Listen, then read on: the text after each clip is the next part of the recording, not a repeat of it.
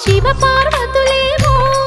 ఈ దంపతులనిపించాలి ప్రతి సంసారంలోనూ మా కథలే వినిపించాలి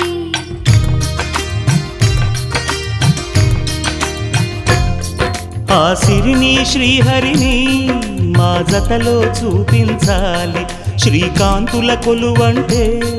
మా కాపురం అనిపించాలి మా ముంగిలిలోన పున్నమి పూల వెన్నెల విరియాలి